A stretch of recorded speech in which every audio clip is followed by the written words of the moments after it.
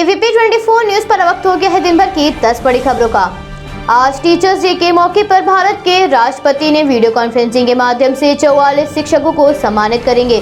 इससे पहले शिक्षक दिवस की पूर्व संध्या पर उन्होंने देश भर के शिक्षकों का अभिवादन किया और उन्हें शुभकामनाएं देते हुए कोरोना काल में शिक्षकों द्वारा अपने सामने आई चुनौतियों का कुशलता से सामना करने का जिक्र भी किया। इस अवसर पर भारत के उपराष्ट्रपति ने टीचर्स डे की बधाई देते हुए महामारी में शिक्षकों द्वारा चुनौतियों का जिक्र करते हुए कहा, महामारी के दौरान भी शिक्षकों ने अपने विद्यार्थियों की शिक्षा जारी रखने के लिए नई तकनीकी के माध्यम से नई परिस्थिति के अनुसार शिक्षण को ढाला। कृतज्ञ समाज उनका अभिनंदन करता है। इस अवसर पर देश के गुरुजनों के स्वास्थ्य सुरक्षा की कामना करता हूँ। इसके साथ ही प्रधानमंत्री ने कहा, शिक्षक दिवस पर पूरे शिक्षण बिरादरी को बधाई, जिसने हमेशा युवा मन को पोषित करने में महत्वपूर्ण भूमिका निभाई है। ये प्रशंसनीय है कि कैसे शिक्षकों ने कोरोना महामारी के समय में छात्रों की शिक्षा यात्रा जारी रखने के लिए नवाचार को सुनिश्चित किया।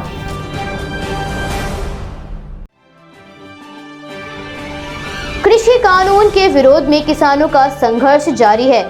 आज आंदोलन को रफ्तार देने के लिए उत्तर प्रदेश के राजकीय इंटर कॉलेज के मैदान में संयुक्त किसान मोर्चा की महापंचायत आयोजित की गई, जिसमें किसानों का सैलाब उमड़ा हुआ नजर आया। पंचायत में शामिल होने के लिए हरियाणा, राजस्थान, पंजाब, उत्तराखंड समेत देश के विभिन्न कोनों से किसान आए। पंचायत स्थल पूरी तरह से खचाखच भरा देखा गया। इस दौरान गाजीपुर से भारतीय किसान यूनियन के राष्ट्रीय प्रवक्ता राकेश टिकैत भी पहुंचे। राकेश टिकैत के साथ नरेश टिकैत चढ़ूनी और भारतीय किसान यूनियन के जिलाध्यक्ष व किसान नेता योगेंद्र यादव भी पहुंचे। मंच पर पहुंचते ही इन लोगों का अभिनंदन किया गया। मंच पर पहुंचकर प्रदेश सरकार और केंद्र सरकार पर जमकर निशाना साधा गया। मंच पर भारतीय किसान यूनियन के नरेश टिकैत, युद्धवीर सिंह और सभी किसान संगठनों के पदाधिकारी भी उपस्थित रहे। मंच से किसानों के हितों की लड़ाई को लड़ने का आह्वान किया गया। किसानों की महापंचायत को देखते हुए शामली, भोपा रोड, रुड़की रोड समेत कई स्थानों पर सुरक्षा की दृष्टि से फोर्स को अलर्ट पर रखा गया है।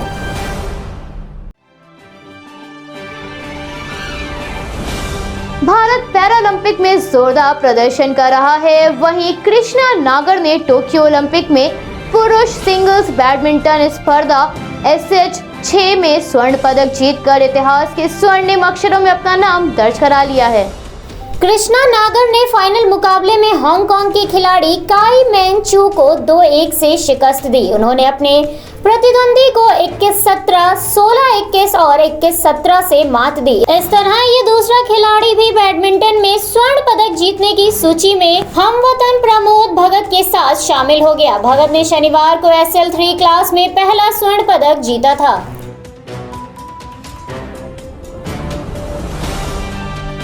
उत्तर प्रदेश की राजधानी में डेंगू का प्रकोप दिन पर दिन बढ़ता जा रहा है।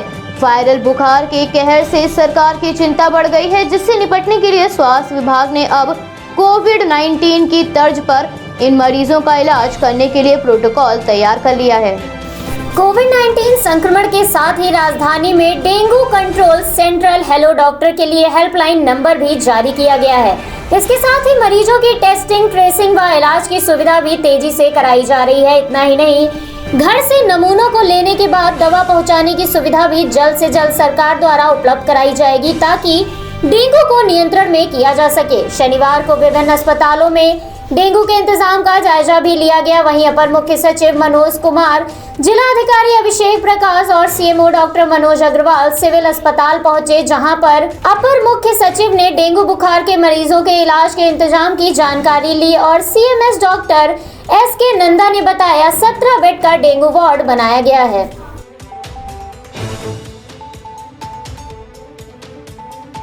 उत्तर प्रदेश में आगामी चुनाव को देखते हुए सियासत गर्मा गई है। जहां एक और विपक्षी पार्टियां भाजपा की सरकार गिराने पर आतुर हैं, तो वहीं भाजपा अपनी सरकार बचाने और जीत के प्रयास में लगी हुई है।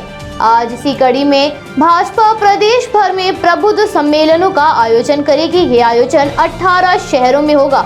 वाराणसी में सम्मेलन को खुद राज्य के मुख्यमंत्री संबोधित करेंगे। मुख्यमंत्री के वाराणसी में संबोधित करने के साथ ही पार्टी के राष्ट्रीय उपाध्यक्ष व प्रदेश प्रभारी राधा मोहन सिंह प्रयागराज में और प्रदेश अध्यक्ष स्वतंत्र देव सिंह अयोध्या में सम्मेलन को संबोधित करेंगे। पार्टी के प्रदेश मीडिया प्रभारी मनीष दीक्षित ने बताया, उप मुख्यमंत्री केशव प्रसाद मौर्य कानपुर और प्रदेश महामंत्री संगठन सुनील बंसल लखनऊ में होने वाले सम्मेलनों को संबोधित करेंगे।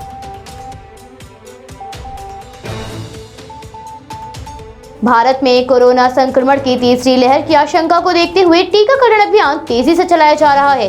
केंद्र सरकार ने 11 पूर्वोत्तर और पहाड़ी राज्यों और केंद्र शासित प्रदेशों को निर्देश जारी करते हुए कहा, 60 साल से अधिक उम्र के लोगों को कोरोना वैक्सीन की दूसरी डोज सुनिश्चित करने पर विशेष ध्यान दिया जाए। बता दें, जहां कुछ राज्यों में टीकाकरण कार्यक्रम तेजी से चल रहा है, तो वहीं कुछ राज्यों में वैक्सीनेशन की रफ्तार धीमी हो गई है। प्राप्त जानकारी के अनुसार केंद्र का कहना है, वरिष्ठ नागरिकों को संक्रमण का खतरा ज्यादा है, इसलिए उनके पूर्ण टीकाकरण पर जोर दिया जाए। केंद्रीय स्वास्थ्य सचिव राजेश भूषण ने जम्मू कश्मीर, लद्दाख, उत्तराखंड और पूर्वोत्तर के राज्यों, अरुणाचल प्रदेश, असम समेत के राज्यों के प्रतिनिधियों के साथ समीक्षा बैठक में ये बात कही।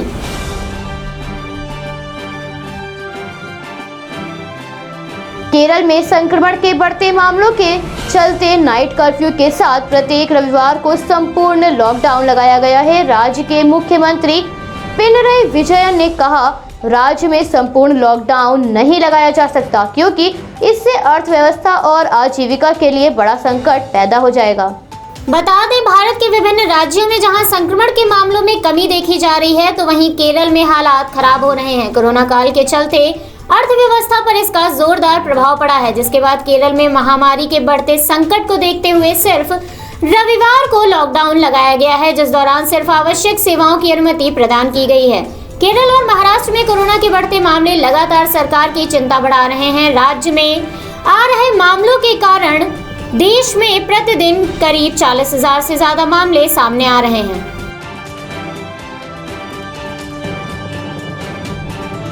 भारत में भारी बारिश के चलते मौसम में भारी बदलाव दर्ज हो रहा है।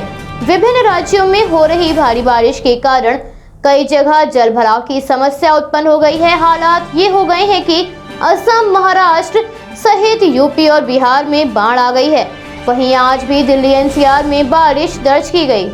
भारतीय मौसम विज्ञान विभाग ने आगामी 5 दिनों के लिए दिल्ली में बारिश का येलो अलर्ट जारी किया है। दिल्ली के साथ साथ मुंबई के कई इलाकों में एक बार फिर से बारिश शुरू हो चुकी है। इसके साथ ही बंगाल की खाड़ी में मौसमी सक्रियता बढ़ गई है, जिस वजह से भारत के कई इलाकों में मानसूनी बारिश की संभावना बढ़ गई है। बिहार में इस वक्त भारी बारिश के चलते कई जिलों में बाढ़ आ गई है, तो वहीं राज्य के मुख्यमंत्री ने बाढ़ प्रभावित लोगों को आर्थिक सहायता देने का ऐलान भी किया है।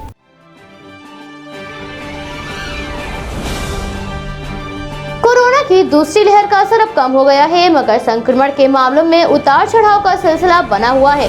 पिछले 24 घंटों में कोविड-19 के 42,766 मामले सामने आए और भारत का रिकवरी रेट 97.42% पहुंच गया है।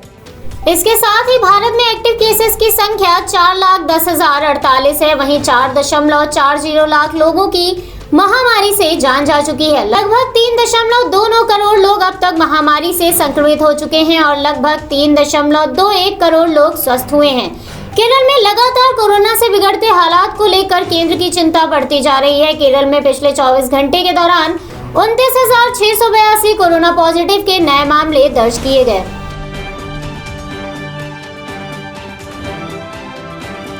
पाकिस्तान की खुफिया एजेंसी के प्रमुख लेफ्टिनेंट जनरल काबुल में हैं, तो वहीं उनके नेतृत्व में एक पाकिस्तानी प्रतिनिधिमंडल भी अफगानिस्तान में है। आईएसआई प्रमुख की अफगानिस्तान में मौजूदगी ने हलचल मचा दी है, जिसमें ये बात भी कही जा रही है कि पाकिस्तान अफगान शरणार्थियों की आड़ में अपने हितों को साधने में जुटा है।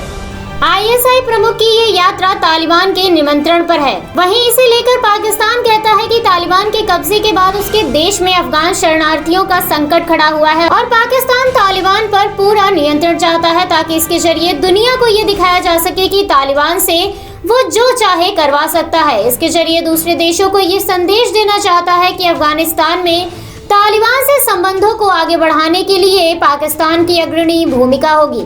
हालांकि आईएसआई प्रमुख की इस यात्रा से कई तरह के सवाल भी खड़े हो रहे हैं।